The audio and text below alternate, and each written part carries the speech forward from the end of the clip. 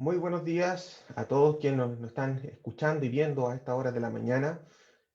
Mi nombre es Piero Soto, soy director general de comunicaciones de la Universidad Técnica Federico Santa María y en representación de todos quienes conformamos esta institución, les damos nuestra más sincera y cordial bienvenida a este tercer diálogo USM en el marco del próximo plebiscito nacional que se llevará a cabo el domingo 25 de octubre.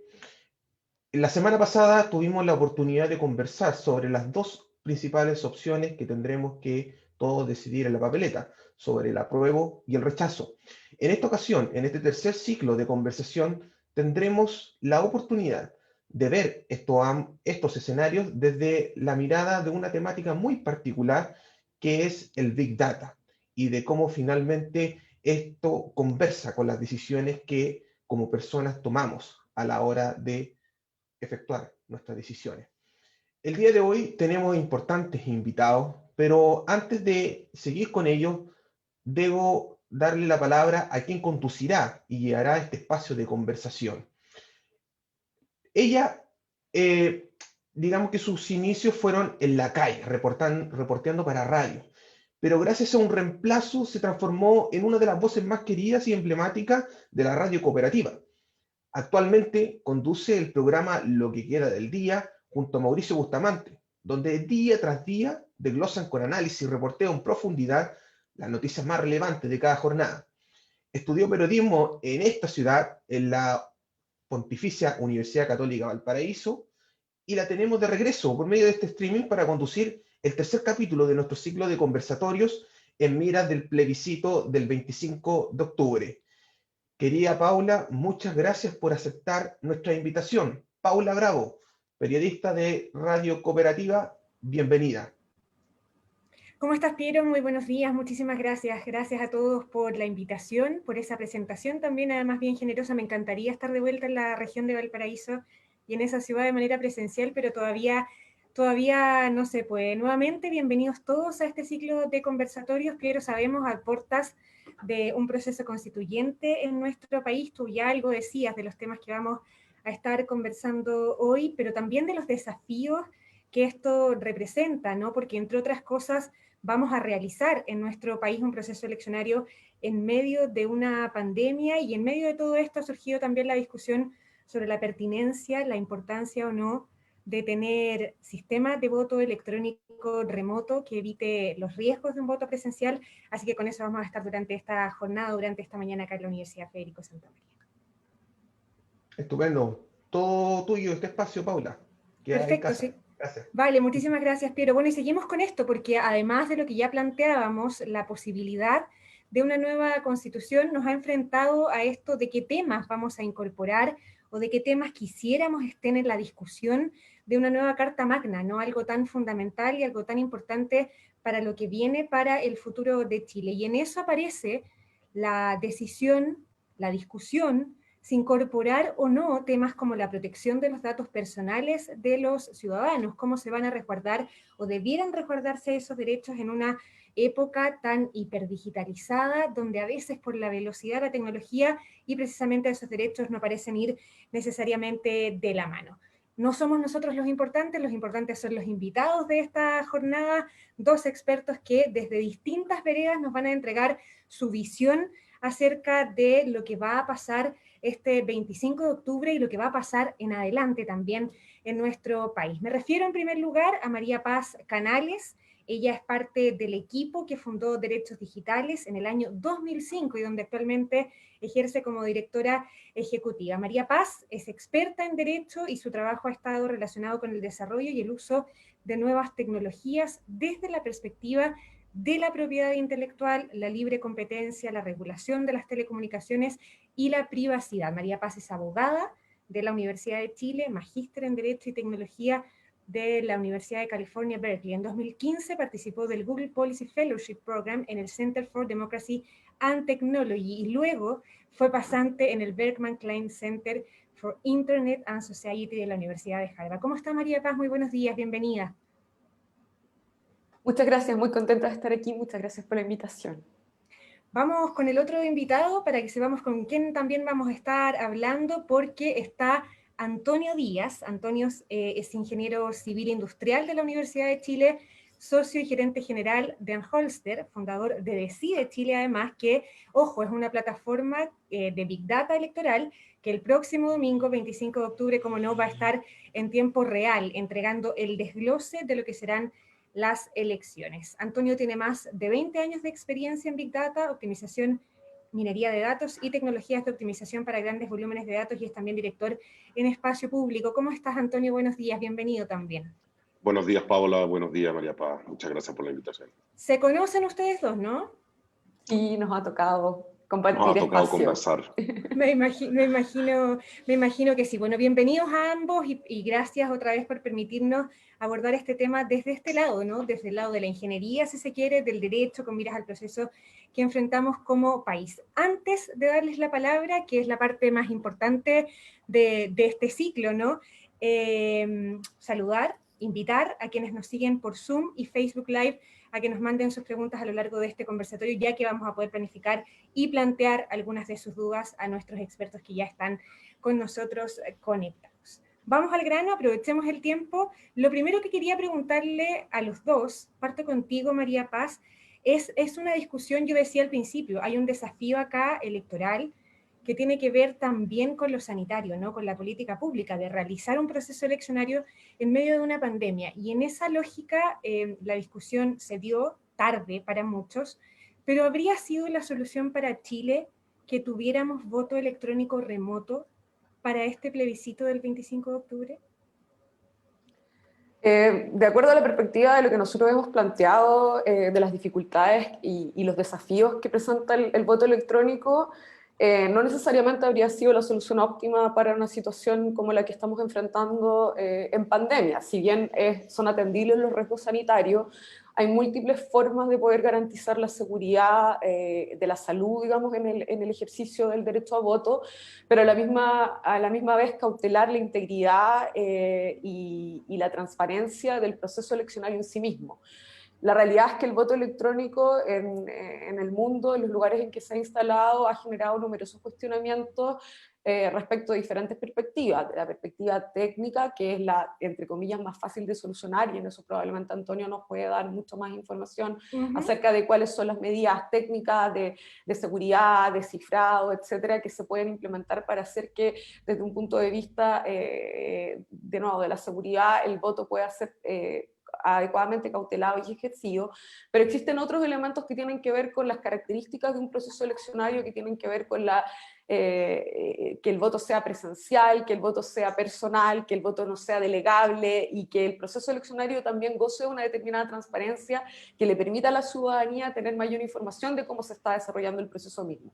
Y todos esos componentes son cuestiones que los sistemas que se han desarrollado de voto electrónico no han logrado resolver de manera efectiva, y son componentes que están presentes, digamos, en el sistema eleccionario chileno, a diferencia de lo que pasa en otros países, donde efectivamente han habido algunos cuestionamientos acerca de la transparencia y la integridad del proceso que han empujado a implementar estas tecnologías. En este caso, en Chile, implementar el voto electrónico sería inventar una solución en búsqueda de un problema, porque el proceso electoral chileno jamás ha tenido problemas de integridad ni de transparencia. O sea, está también el tema, perdona María Paz, de la brecha digital que hemos visto tal vez con mucho mayor fuerza en esta pandemia a propósito del sistema escolar, ponte tú, y mientras eso no se resuelve, el voto electrónico tampoco entra de repente como una solución óptima en ese escenario, ¿no? Sí, de todas maneras, el problema de la conectividad también sería una cuestión a resolver. Ahora, en un proceso eleccionario, en países que han adoptado el sistema de voto electrónico, eso se resuelve con sistemas que se crean de manera mixta, donde te creas locales, en donde tienes terminales que te permiten hacer esa votación electrónica en centros comunitarios, en lugares donde se puede facilitar esa conectividad. Entonces, sin duda es un problema lo que tú señalas, pero creo que es un problema más fácil de resolver que los otros problemas que yo planteaba, en los cuales se va a generar mucho mayor dificultad, que va más allá, digamos, de lo técnico, y tienen que ver con las consideraciones de principio y de transparencia y de ejercicio democrático que tienen que ir asociadas al uso de la tecnología, y cómo nos aseguramos que cuando vamos a implementar la tecnología sea como una forma de poder amplificar la capacidad humana, pero no sustituir la capacidad humana porque sí, sino que porque realmente tiene un sentido en términos de afianzar los principios en los que todos estamos de acuerdo como sociedad. Antonio, ¿qué te parece a ti? ¿Habría sido no una solución en Chile la implementación del voto electrónico? Y María Paz hacía alusión que tú nos podías ayudar a los problemas técnicos, ¿no? A los problemas tecnológicos, de alguna manera, que a su juicio son más fáciles de resolver. ¿Cuáles son? Y si efectivamente son más fáciles de resolver.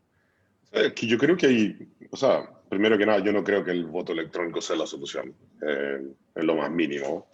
Vivimos en un país en el cual las personas, primero que nada, no tienen ninguna obligación de decir dónde viven. Segundo, donde la conexión a Internet, claro, en Providencia, Ñuñoa, Las Condes, estupenda, pero si tú vas a San Bernardo, La Pintana y cualquiera de las comunas más alejadas de Chile, el conectarse a Internet es un problema.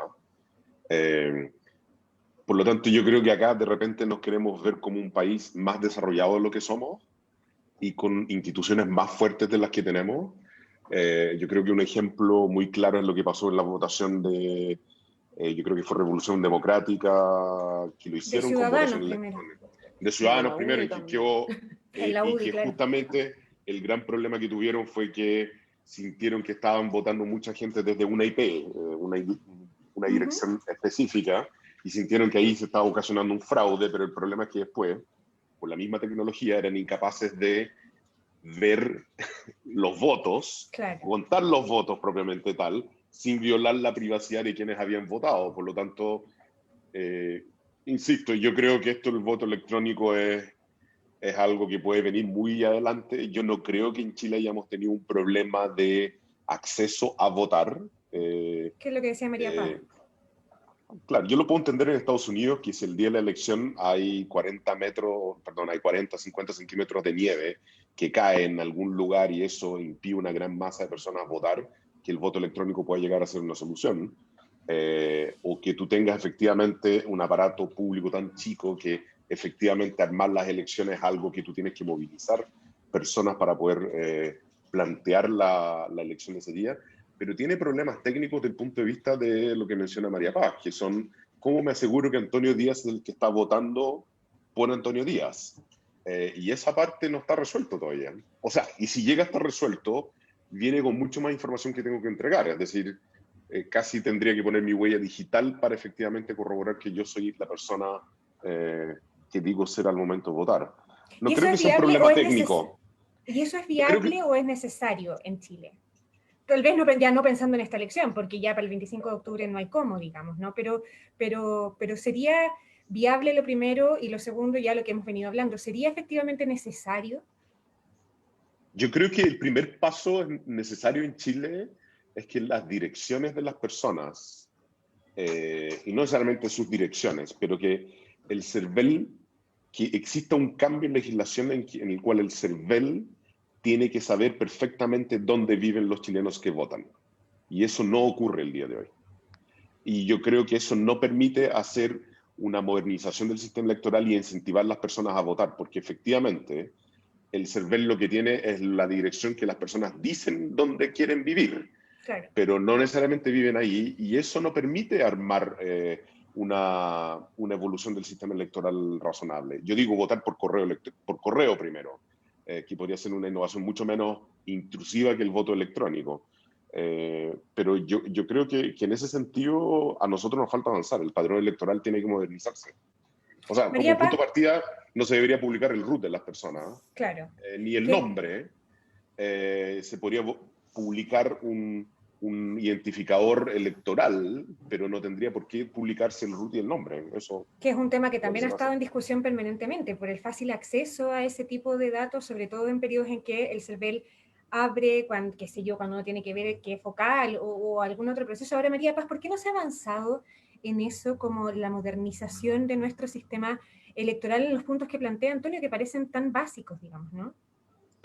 O sea, hay un conjunto de factores. De partida, un factor que ha sido sistémico, digamos, en estos problemas es que la consideración de la importancia de la protección de los datos personales no ha sido una consideración transversal en los órganos del Estado y por lo tanto se ha dejado exclusivamente de determinados órganos técnicos que tienen más conocimiento específico en esa área, pero hay consistentemente una falta, digamos, de un conocimiento más profundo de otros organismos del Estado que manejan permanentemente. Todos los organismos del Estado hoy día manejan gran cantidad de datos de los ciudadanos y los usan utilizan con diferentes propósitos, pero cuando diseñan políticas públicas para el desarrollo de sus actividades, lo hacen sin ningún tipo de conciencia de cuál es una regulación que debiera ser sensible en el sentido de proteger la privacidad de las personas, pero a la vez obtener el valor que pueden tener los datos, que de nuevo eso es algo en lo que como Antonio y yo nos posicionamos de diferentes perspectivas, porque en el fondo estamos de acuerdo en el sentido de que hay mucho valor en esa información, como lo que él decía, que le parece que es muy interesante la posibilidad de pensar en que haya información más certera acerca del electorado, pero que se haga, claro, pero que se haga de una manera en donde esa mayor cantidad de información disponible acerca del electorado no ponga en riesgo a los individuos específicos de manipulación, digamos. Entonces eso solo se consigue cuando se buscan los dos objetivos, utilizar el poder de los datos, pero a la vez hacerlo de una manera que sea con protección a los derechos de las personas, en particular la privacidad. Y la legislación electoral no se ha actualizado, hubo un error cuando se dictó la ley en su minuto, en dejar esos datos abiertos con publicidad absoluta como parte de la publicación del padrón electoral, porque se creía que con eso se estaba beneficiando la transparencia del proceso electoral, pero no se entendió el riesgo que podía haber de la mala utilización de esa información para otros fines, que es lo que históricamente ha sucedido entonces. Y eso es porque la autoridad electoral entiende de normativa electoral y no se preocupa de entender acerca de protección de datos personales. Y ahí es donde, y eso lo vemos repetido en muchas otras esferas, en telecomunicaciones, en salud a veces, tristemente, y en una multiplicidad de ámbitos, y al final lo que revela es, bueno, la otra parte de la conversación que vamos a tener, que es cómo efectivamente acordamos que determinados derechos son relevantes de protección y se protegen de manera transversal en todas las acciones que tenemos de interacción entre los entes públicos, privados y los individuos. O sea, en esta pasada coincidimos en que necesitamos mejorar nuestros datos en este escenario con miras a un proceso electoral, pero tiene que ir de la mano con la regulación de esos datos y de entender la importancia de la privacidad y el resguardo de esos datos. Si no van de la mano, muy probablemente la mejora de datos, o si Antonio tiene datos más precisos, pueden ser mal usados. Esa es la lógica, ¿no? No, pero yo solo quiero intervenir en algo. Yo creo que si uno quiere transformar este país el día de mañana en una sociedad más evolucionada, las sociedades evolucionadas son aquellas en las cuales tú mides cosas y haces políticas públicas en las cuales se pueden medir cosas. Sí, claro. Porque y un gran problema que tiene Chile es que no mide nada. O sea, medimos pocas cosas, pero no queremos conectar los puntos. Pero tú no vas a hacer campañas políticas de mejor calidad si tú no lo entregas a los políticos cómo entender mejor el electorado. O sea, si yo soy incapaz de decirle a los políticos, las personas que son candidatas en tu comuna, en tu distrito, se representan de esta y de esta otra manera, yo creo que le estamos haciendo un pésimo servicio a todos nosotros en pro de un bien que yo creo que, si bien es privado y es personal, yo creo que en lo agregado tú deberías ser capaz de entregar la información y que él haga su campaña. Pero yo no estoy hablando acá de entregar root, nombre, como se entrega hoy día en el padrón electoral, en lo más mínimo, pero yo creo que el padrón debería ser de buena calidad. Es decir, tú deberías saber que los votantes que están en esa comuna efectivamente vivan en la comuna. Y vivan ahí, o sea, porque tú tienes... El CELVER tiene un problema, que cuando surgió la inscripción automática y el voto voluntario, la comuna de Recoleta tuvo un tsunami de votantes que llegaron a la comuna de Recoleta. Sí, pero ninguno vive ahí. Ahora, Antonio, siguiendo con eso, y tú decías como entregarle a los políticos información de mayor calidad a propósito de mejores datos, ¿no?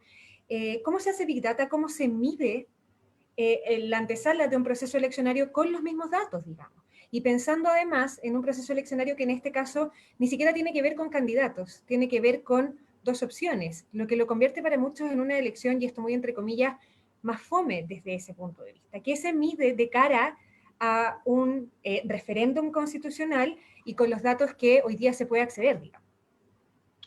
Yo creo que ahí es el punto y es el meollo de todo esto, porque las campañas políticas en otros países del mundo más desarrollados, más que tener el nombre y el identificador nacional de una persona, lo que tienen es mucho más información contextual y mucho más de las preferencias de las personas, más que si Antonio Díaz, RUT 13.890.149-1 vive en tal lugar.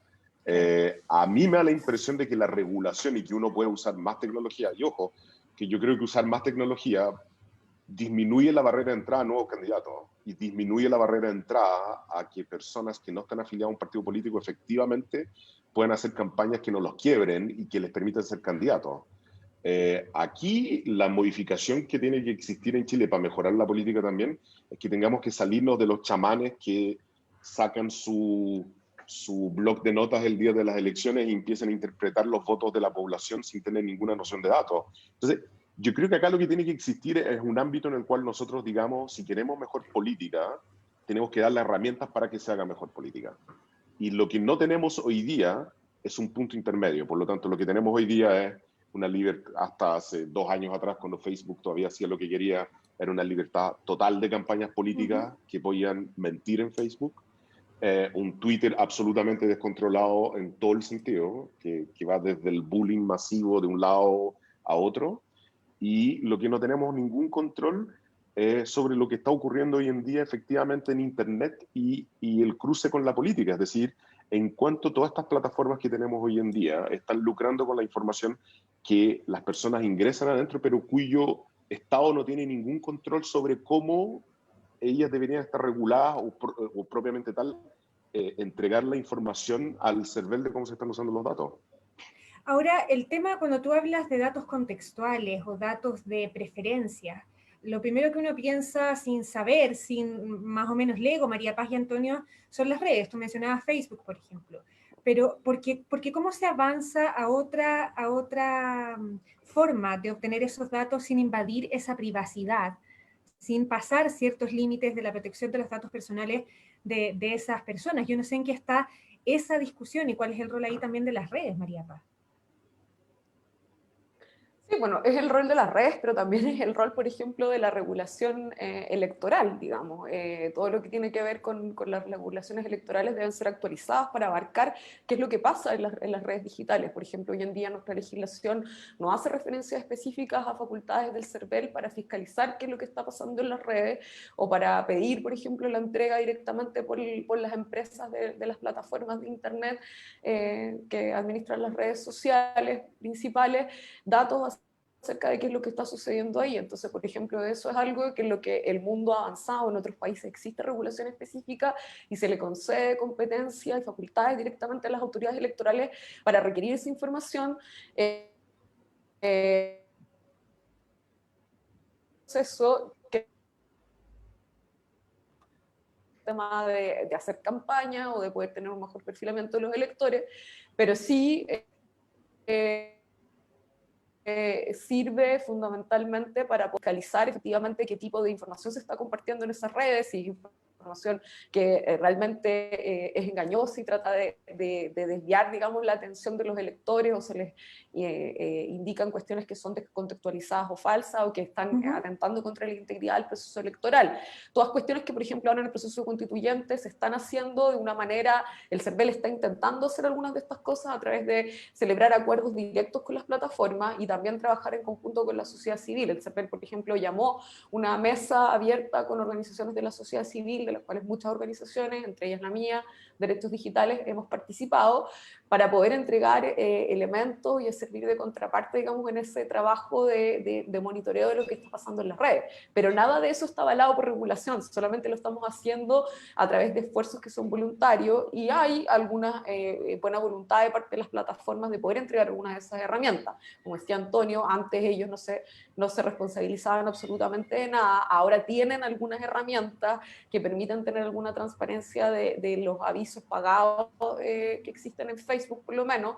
Twitter tomó la decisión política de no aceptar contenido pagado de naturaleza política, pero sigue habiendo contenido orgánico, digamos, que puede igualmente generar daño a la integridad de los procesos y eso tiene que ser fiscalizado. Nosotros, por ejemplo, como Derechos Digitales, tenemos hoy día corriendo 2 proyectos paralelos, uno para monitorear lo que está sucediendo en Twitter, hemos hecho un llamado a la ciudadanía también, a quienes nos siguen, a que nos reporten casos de desinformación a través de un formulario que hemos implementado, y en el caso de Facebook tenemos una herramienta implementada que se desarrolló en Argentina también antes a propósito de procesos eleccionarios, que se llama publielectoral.lat, LAT, y esa herramienta se puede descargar por los usuarios y al navegar por la herramienta, abrir su Facebook a través de la herramienta, nos permite ir capturando toda la publicidad electoral que se está haciendo ahora en el proceso constituyente y contrastar si efectivamente quienes están haciendo esa publicidad electoral pagada en Facebook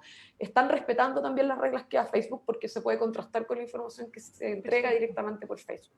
Entonces, eso es una herramienta, por ejemplo, útil de la ciudadanía para también sobreponerse a esta falta de regulación en esta materia y no quedar presa, digamos, de tener que creer 100% lo que dicen las plataformas o quedarnos sin tener información, datos de lo que está pasando. Sí, claro, vamos a seguir más adelante con lo de la regulación y lo de la Constitución, si tal vez debiera estar en esa Carta Magna, esa protección de datos personales, pero Antonio, quería volver sobre el tema, decíamos, ustedes van a estar el domingo 25 de octubre en el minuto a minuto, ¿no? Midiendo lo que va a pasar en el plebiscito constitucional. Y han estado durante estas semanas también. ¿Qué van a medir? ¿Qué es lo que...? Porque hay dos opciones, yo insisto en eso, ¿no? Hay un apruebo y hay un rechazo y hay una convención constitucional y hay una convención mixta. ¿Cómo se hace ese día para poner antecedentes distintos?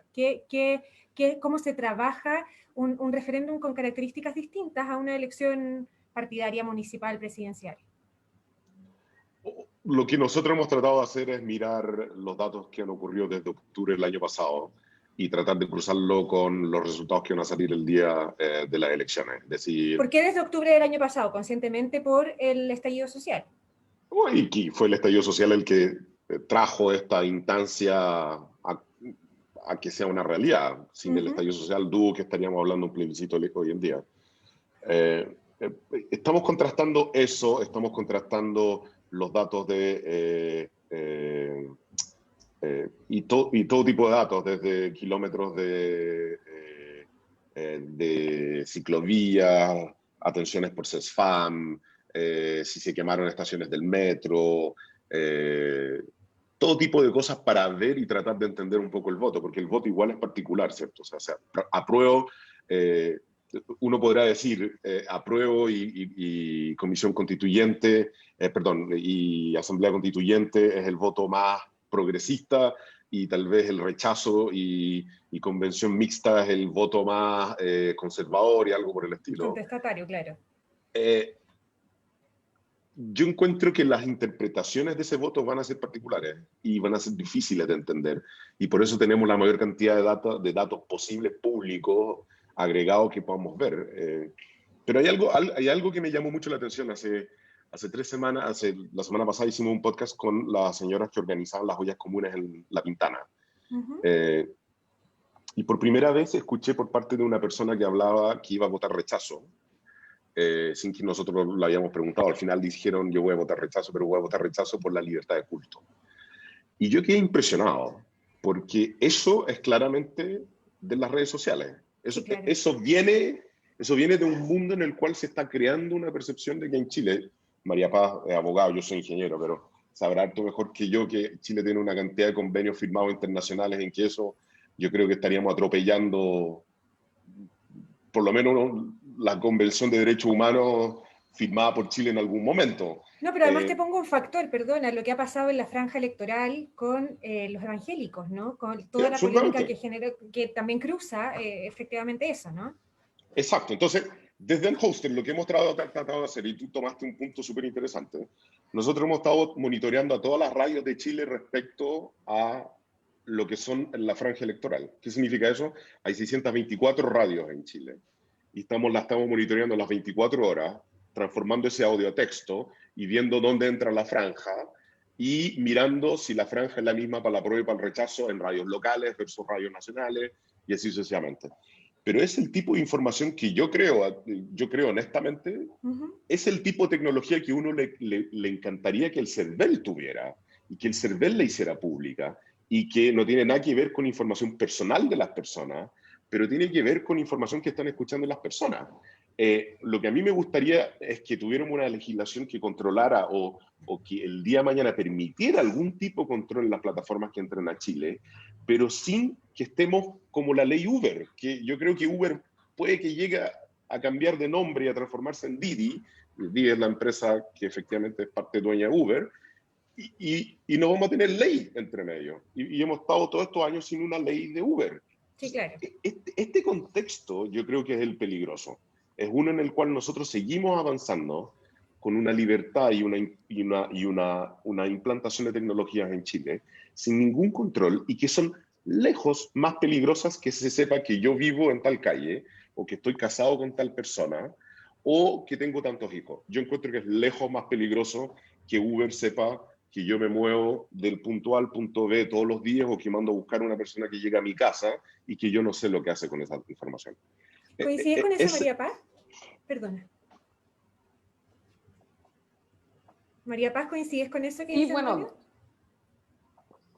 Sí, o sea, yo creo que no es esto no es un juego de suma cero en términos de decir cuál información es más importante que todo. Creo que hay que tener efectivamente un sistema, una regulación que hoy día no está al día, digamos, en Chile, partir como por la actualización de la ley de datos personales, de protección de datos personales, que duerme la última actualización que se propuso en el 2017 en el Congreso, que cada vez, digamos, queda abandonada por cuestiones de prioridad política en que no se entiende la relevancia que tiene, pero también otro tipo de normativas que tienen que ver con el uso de las tecnologías, lo que estaba mencionando Antonio, de las plataformas de movilidad, pero hay muchos otros tipos de regulaciones, la regulación electoral de la que estábamos hablando, para que efectivamente se cumpla este principio del que yo hablaba cuando nos referíamos al voto electrónico, de que realmente se oriente a que la tecnología pueda ser utilizada de una manera que sea un factor multiplicador, digamos, y que genere mayor capacidad de poder satisfacer los derechos de las personas y las necesidades de las personas, y no que termine siendo una herramienta en manos de unos pocos que benefician a unos pocos y causan en general mucho daño a otros, digamos. Entonces, de nuevo, es indudable que la tecnología da muchas posibilidades y que los datos, por ejemplo, generan mucho valor, pueden generar mucho valor, pero para que ese valor sea real y sea apropiable por toda la sociedad de manera amplia, la manera en que eso se tiene que producir y la manera en que esa información se pueda utilizar tiene que cumplir con unos ciertos parámetros y una cierta regulación. Es muy importante, digamos, que no por avanzar el cumplimiento de determinadas cuestiones que pueden ser de naturaleza económica o de naturaleza de propiciar la eficiencia, digamos, se descuiden cuestiones que tienen que ver con el respeto a las personas, a la dignidad, a la seguridad, a la posibilidad de no ser discriminado. Y eso es lo que está en juego con lo que estaba mencionando Antonio, de la necesidad de que la tecnología sea mejor regulada en nuestro país. Estamos en este conversatorio con María Paz Canales, también con Antonio Díaz, vamos a seguir en eso, pero antes de darles la palabra nuevamente, quiero volver a invitar a quienes nos siguen por Zoom y por Facebook Live a que nos manden sus preguntas a lo largo de esta conversación, ya que vamos a poder plantear en un ratito más algunas de sus dudas y comentarios. Antonio, te había interrumpido. No, o sea, la parte que yo creo que desde el punto de vista de la regulación que es difícil de hacer es cuando tú tienes una plataforma cuyo negocio es perfilar a personas. Es muy difícil regular eso. Es extremadamente difícil. O sea, Facebook lo que hace es perfilar personas y las perfila según los botones que usan, y yo creo que una de las mejores herramientas que ha existido para que las personas cuiden su privacidad es el último documental de Netflix que habla del dilema social. El dilema de las redes sociales, claro. Claro, y que yo llevo desde el año 2003 diciéndole a mi familia, no tengan Gmail, no abran cuenta de Gmail, no usen una sola herramienta, pongan todos los bloqueos de privacidad posible e imaginable, porque las plataformas online, las plataformas de Internet es el mecanismo de menor privacidad y más monitoreable que ha existido en la historia de la humanidad. No hay ninguno que llegue ni cercano a eso. Saben perfectamente desde dónde te conectas, qué parte de la pantalla miras, y así sucesivamente. El plantear que esa información no es lejos más crítica que cualquier otra que uno tenga, yo creo que muchas veces es por desconocimiento. Esa información efectivamente te describe en un par de horas de navegación prácticamente gustos y preferencias de todo lo que tú tengas. Claro, yo no te estoy diciendo, Antonio Díaz, y declarando personalmente cuáles son mis preferencias, pero ahí es donde entra todo lo que es Big Data y todo lo que son los algoritmos de entendimiento y de monitoreo. El problema es qué herramientas le damos nosotros al Estado y como nación para que efectivamente exista un derecho de olvido, por ejemplo. Exista un derecho de borrar mi información de los servidores de ellos cuando yo quiera. y existan este tipo de derechos digitales que hoy día no existen en Chile. Pero, y a propósito de eso, perdón Antonio, pero para entrar como en el tema constitucional derechamente, María Paz y Antonio, no sé qué opinan ustedes, pero estos derechos, estas regulaciones que Antonio y tú, María Paz, planteaban, ¿debieran ser regulación de leyes ordinarias, por decirlo de alguna manera, o ahora que está a puertas la posibilidad de avanzar en una nueva constitución, también debieran tener un espacio en esa nueva Carta Magna? Pensando en las actualizaciones requeridas, en cómo ha avanzado el tiempo, cómo ha avanzado la tecnología y todo lo demás, ¿podría estar presente en una nueva constitución la regulación de este tipo de derechos? O sea, tal como lo decía Antonio hace un rato atrás cuando hacía referencia a los tratados internacionales, Chile tiene obligaciones internacionales en materia de protección de derechos humanos. Sí. Y al final todas estas cuestiones, o sea, los derechos digitales, yo siempre lo trato de aclarar. Mi organización se llama Derechos Digitales, yo trabajo permanentemente en los derechos digitales, pero eso es como una alegoría que inventamos para poder referirnos a lo que realmente son, que son los mismos derechos humanos que están establecidos desde la Declaración Universal de Derechos Humanos, pero que hoy día se ejercen en conexión al uso de la tecnología. No son otros derechos diferentes, no hay derechos nuevos dentro de los derechos digitales, son los mismos, y por lo tanto lo que uno debería esperar es que una nueva constitución, que justamente está promovida por una necesidad ciudadana de que haya un Estado que esté más alineado con la protección de la dignidad humana y de la justicia social, parta por un reconocimiento amplio de esos derechos humanos universalmente reconocidos y que están presentes en los tratados internacionales que han sido firmados y están vigentes en Chile. Y por lo tanto, obviamente que probablemente la mayor parte de los mismos derechos que tenemos en el artículo 19 actual de la Constitución van a continuar estando plasmados, algunos de ellos lo esperable, desde mi perspectiva por lo menos, que haya mayor profundización, pero no que tengamos menos derechos, sino que más derechos. Ahora, eso también hay que compatibilizarlo con el hecho de que no necesariamente eso significa que las cuestiones de tecnología tengan que ser reguladas en la Constitución.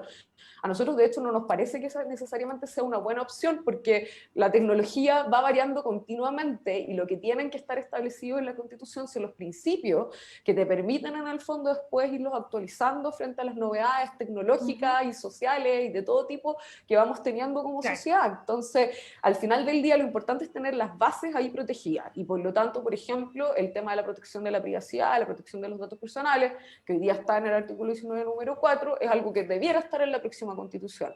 Pero ya avanzar a otro tipo de derechos más particularizados, que empiecen con mayor detalle, creo que eso hay que dejárselo a las regulaciones legales que tienen mayor flexibilidad y que permiten, en el fondo, irnos adaptando en el tiempo. Han llegado algunas preguntas de quienes nos están siguiendo en esta conversación aquí en Zoom en la Universidad Federico Santa María. Antonio, por ejemplo, Valentina Aguirre dice, a propósito de lo que tú mencionabas, ¿no? El documental del dilema de las redes sociales plantea la siguiente tesis, que cuando el producto es gratis, el producto eres tú. ¿Comparten esa apreciación? Nos pregunta Valentina Aguirre. O sea, yo no solo comparto esa apreciación, encuentro que lo que está ocurriendo es tan grave que no estamos dimensionando, que es lo siguiente. Hay un porcentaje no menor de niños de 6 años en adelante que están viviendo un mundo digital hoy día, en que los colegios les han entregado Google Classroom a todos ellos, correos electrónicos y todo lo demás. Y yo creo que nadie está hablando del perfil que está haciendo cada una de estas empresas sobre niños que a esta altura ni siquiera saben si quieren tener un perfil online. Entonces, sí lo pongo en una categoría distinta, porque yo creo que en esto, cuanto más tarde el Estado en partir con una regulación, el producto vamos a hacer nosotros siempre. Porque el CELVER, para que avance en un monitoreo de las redes sociales en política, esto significa que el CELVER se tiene que reinventar 5 o 6 veces en las próximas 6 elecciones que vamos a tener, 7 elecciones, y a una velocidad que nadie está dimensionando. O sea, la digitalización que ocurrió en Chile en los últimos 7 meses con la pandemia es brutal, pero también es brutalmente de mal control. Estamos entrando en un camino bien difícil. ¿Cuál es la conclusión que se puede sacar ahí, María Paz y Antonio, en relación a la gratuidad? Porque aquí estamos diciendo, si el producto es gratis, el producto eres tú. O sea, es que eso vuelve a lo que Antonio apuntaba hace unos minutos atrás en otra de las respuestas. respecto a cuál es el modelo económico del cual se alimentan las redes sociales. Y es un problema que no es local de Chile, sino que es global, digamos. A esto se le ha denominado por algunos autores como la economía de la vigilancia, porque los incentivos económicos están puestos para que, como el ingreso de las redes sociales viene de la venta de publicidad, el perfilamiento, digamos, es el combustible. Entonces, ¿por qué el producto eres tú? Porque en el fondo tú no estás pagando nada. Alguien paga porque te compra a ti, compra tu información, y esos son los avisadores. Y por lo tanto, en el fondo, hay que pensar cómo la regulación, ahora otra regulación, por ejemplo la regulación económica, la regulación de protección del consumidor, otros ámbitos regulatorios también tienen algo que decir y podrían ser perfeccionados de manera de corregir esos incentivos perversos, digamos, que hoy día tienen a las redes alimentándose de nosotros mismos, digamos. Pero eso puede significar un cambio muy brusco en términos de los modelos de negocio, y eso puede significar, por ejemplo, que en el futuro puedan existir, si es que avanzamos hacia sociedades que son más conscientes acerca de la protección de su información, de sus derechos y de por qué es riesgoso entrar en un modelo como esto, podemos avanzar hacia otro tipo de productos que efectivamente tengan otra manera de obtener sus ingresos, que no sea basada en publicidad, que te protejan más la privacidad. Pero ahí de nuevo vamos a estar en un dilema, porque podemos terminar construyendo sociedades que tengan dos categorías distintas. La categoría de los que tienen suficiente dinero para pagar por un servicio y van a poder cuidar su privacidad, versus la categoría de los que, porque no tienen para pagar directamente esos servicios, sigan ofreciéndose a sí mismos como el producto, digamos, y pagando con sus datos el acceso a esos servicios. Entonces, ahí es donde también se pueden generar regulaciones, que existan otro tipo, como digo, de modelos que estén propiciados, por ejemplo, por actividades de la sociedad civil, por ofertas de plataformas por parte del Estado, diferentes mecanismos que se salgan, digamos, de la lógica comercial que hasta hoy día han tenido los desarrollos de Internet a través de las plataformas de Silicon Valley. Antonio. Yo quería solo dar un ejemplo. Cuando yo era chico y mi mamá se estaba doctorando en Francia, yo me acuerdo de las declaraciones de impuestos que ella hacía, en que tenía que declarar la cantidad de teles que teníamos en la casa. ¿Por qué era importante declarar la cantidad de teles que teníamos en la casa? Porque en función del número de teles, tú pagabas un impuesto adicional que servía justamente para generar contenido público de calidad en la televisión francesa. Claro. Yo creo que en algún momento vamos a tener que cruzar una barrera de ese estilo, porque yo no lo encuentro sano que gran parte de los estudiantes en Chile estén usando una plataforma, y que esa plataforma se llama Google, y porque es Google, es la plataforma que van a usar, y no me importa a mí lo que estén haciendo con los datos de los futuros alumnos. O sea, son alumnos hoy, le entrego una plataforma gratis porque el día de mañana quiero que usen Google como mecanismo de búsqueda, porque yo gano plata cuando ellos buscan en Google. Entiendo el modelo, he sido parte activa de los que han trabajado en ese tipo de modelo. La parte que discrepo completamente del modelo es la parte que tiene que ver con la privacidad, y me gusta mucho el modelo y la postura de Apple en este caso, que es un modelo en el cual ellos no quieren entrar, nunca van a entrar en el negocio de la publicidad. Y ese modelo permite por lo menos tomar una barrera y decir, no estoy dispuesto a entregar la información de mis usuarios. Yo creo que esa postura es muy importante vis-a-vis de los consumidores y su información. Google no tiene esa postura. En el Facebook Live, Rodrigo y Priscila Aranda dicen, también para los dos, ¿no? Si ya es difícil, que es un tema que hemos venido conversando harto, si ya es difícil la regulación, ¿cuánto más difícil es la fiscalización? Porque vamos sumando regulaciones, ¿no? En esta pasada también se podría regular, esto otro también se puede regular, pero ellos se preguntan, ¿realmente será efectivo esto a corto plazo? Si ya la regulación es compleja, ¿qué hacemos con la fiscalización? En una realidad como la chilena, por supuesto. O sea, siempre es compleja la fiscalización, y de hecho, para que en el fondo alguna regulación sea efectiva, tiene que ir acompañada con recursos también y competencias asignadas a autoridades para que lo hagan. Ahora, si la regulación está bien hecha, en la parte por lo menos que tiene que ver con corregir el alineamiento de los incentivos económicos, uno puede esperar, digamos, que las cosas tomen un determinado curso y que también los consumidores y los usuarios sean más activos, digamos, en términos de entregar información de cuando las cosas se desvíen. Pero para eso también tienen que tener un sistema que les provea de recursos que sean fáciles, accesibles y gratuitos, ojalá, o de bajo costo, para poder reclamar cuando sienten que sus derechos están siendo violados. Y en eso, por ejemplo, de nuevo, está bien, la fiscalización es difícil, pero hay otros países que han avanzado mucho más. En todos los países desarrollados, las autoridades de consumo tienen mucho más recursos y más competencias de lo que tiene el CERNAC aquí en Chile, y más posibilidad también de tener conocimiento técnico en diferentes ámbitos que les dé una mayor cantidad de acción, digamos, en estas diferentes cuestiones.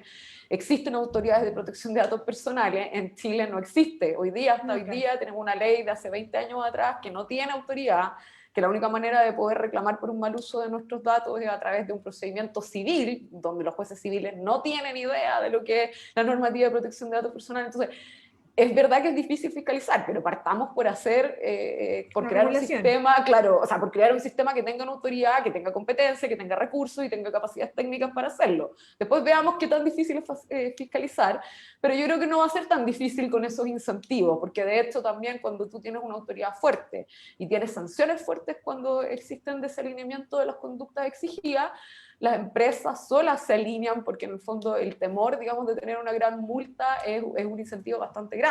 Y ahí lo tenemos que ver, por ejemplo, lo que pasa en temas de libre competencia, que en Chile hace 20 años atrás no existía un sistema fuerte, las empresas hacían lo que querían, y hoy en día, después de un par de casos importantes, ya las empresas tienen mucho más claro que les cuesta caro desalinearse y hacer cosas indebidas. No es que dejen de existir los casos, pero claramente cuando hay un par de buenos casos donde hay sanciones ejemplificadoras, eso ayuda crecientemente a que los incentivos estén alineados para portarse bien. Antonio, Jorge Araya dice, hace meses atrás se hizo conocido el sitio web Chilecracia, donde se ponía de manifiesto, dice, el interés que tienen los chilenos respecto de ciertos temas de interés nacional. AFP, salud, educación, seguridad, aparecían como temas prioritarios. Sin embargo, una nueva constitución en muchas semanas ni siquiera estuvo dentro de los primeros 20 lugares.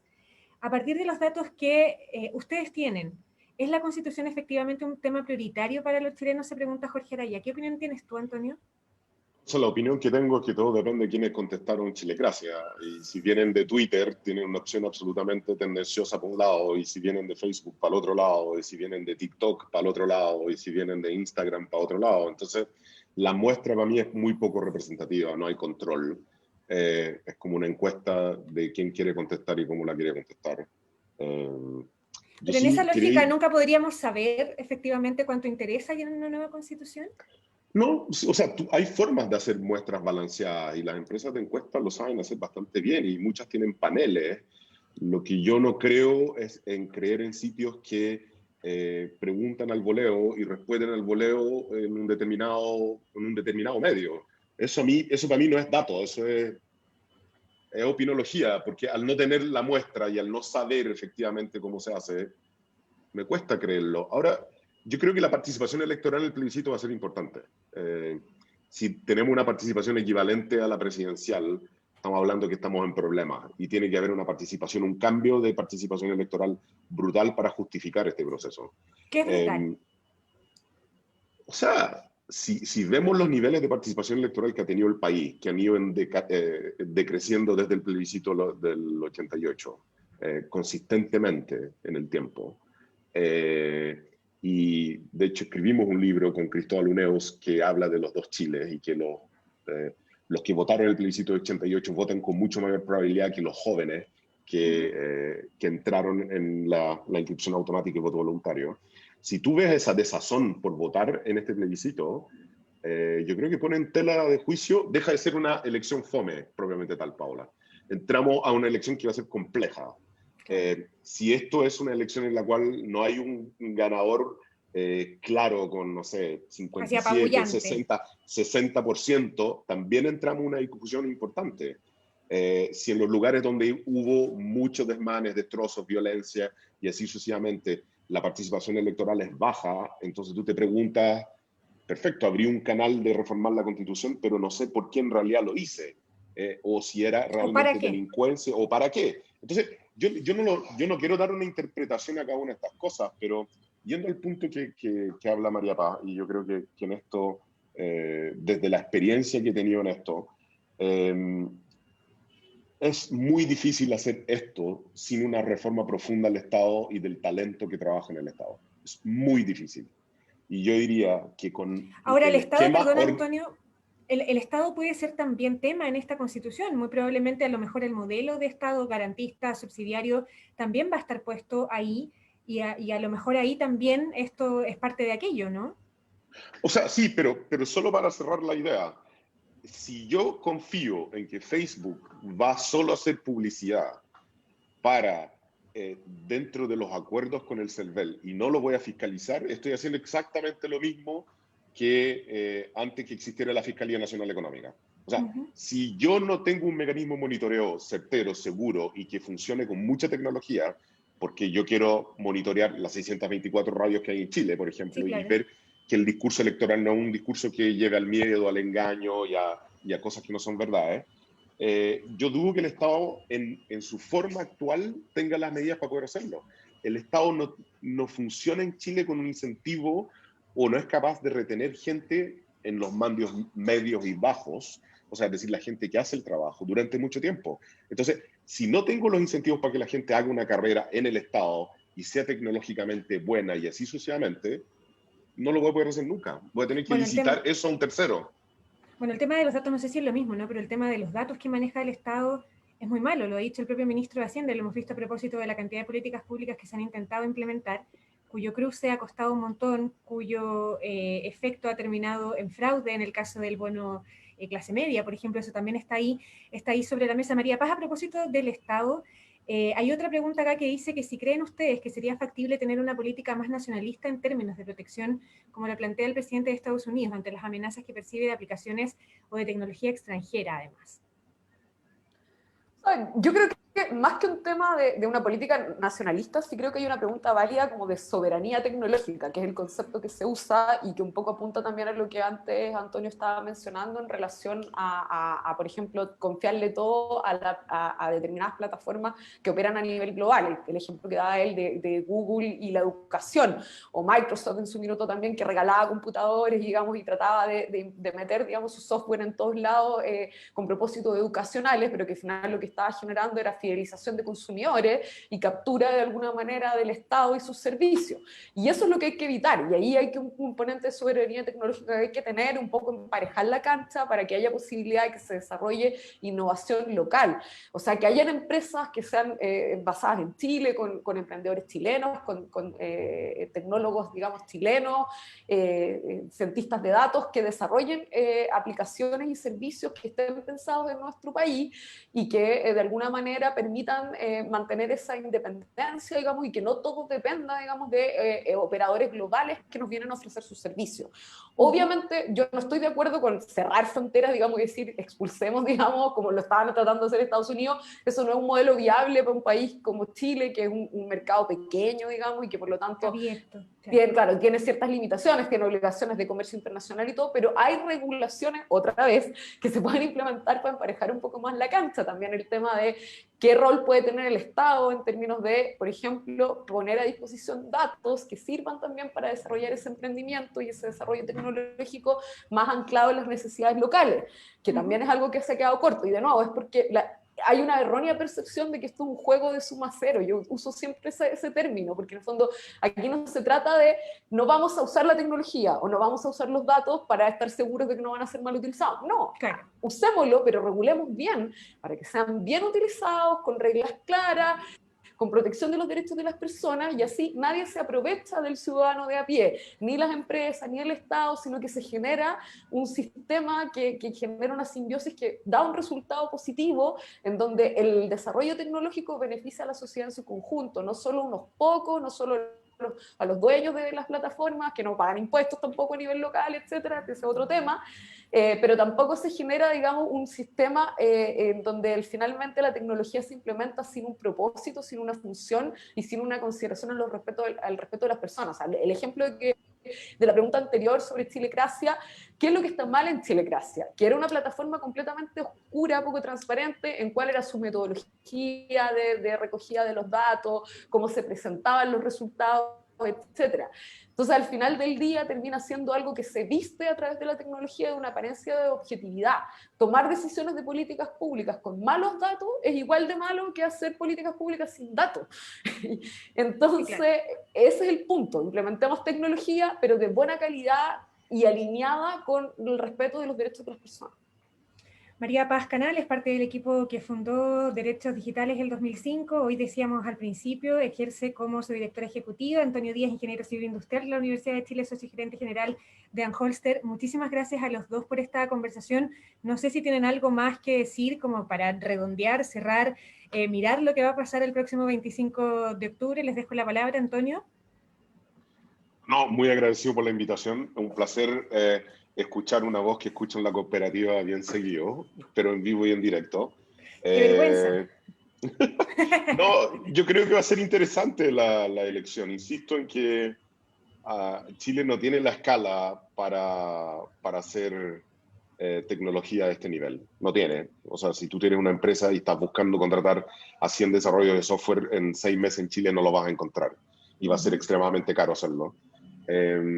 Yo sí creo que la pregunta del nacionalismo no es nacionalismo, yo creo que es decencia humana, y parte de lo que menciona la María Paz, es que el día de mañana seamos capaces de controlar un poquito qué queremos que se guarde y qué no queremos que se guarde. Yo creo que el Big Data sirve para muchas cosas, pero de las cosas que no sirve es para efectivamente hacer buena legislación. Buena legislación tiene que salir de políticas públicas, en este caso, tienen que ser muy agresivas. Yo creo que estamos perdiendo un tren notable de desarrollo de talento y de capital humano porque el Estado no quiere intervenir, y en esto tiene que intervenir. María Paz. Bueno, muchas gracias también. Siempre un gusto estar en una conversación con Antonio. Tenemos visiones complementarias, encuentro yo, desde nuestros diferentes campos de acción. Y bueno, conversar contigo también, Paula, y la invitación de la Universidad Federico Santa María.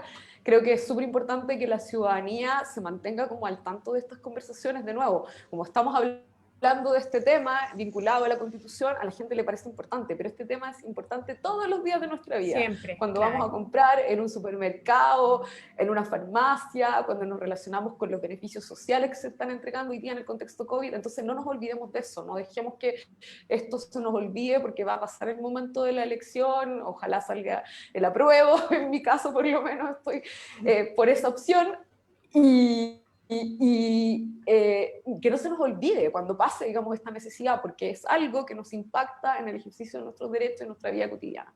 Gracias. Perfecto. Antonio, María Paz, nuevamente quiero agradecerles por este tiempo para conversar acerca de este tema, muy entretenido. Es uno de los que poco se ha podido profundizar, tal vez porque hay tanta cosa que hablar alrededor de la Constitución, pero que sin duda, tal como decían ustedes, marca la vida de todos hoy día y muy probablemente también a futuro. Además, los quiero dejar invitados para el jueves 15, pasado mañana a las 5 de la tarde, porque ese día Antonieta de la Fuente va a estar conversando sobre cómo se construye ciudad, también un tema súper interesante con miras al proceso constituyente. A todos los que estuvieron ahí en esta transmisión en vivo, en este conversatorio de la Universidad Federico Santa María, pero en particular a ustedes dos, un abrazo y muchísimas gracias nuevamente. Que estén muy bien y que tengan un lindo día. Muchas gracias. Bien, que estén muy bien. Chao, chao. Chao. Hasta luego.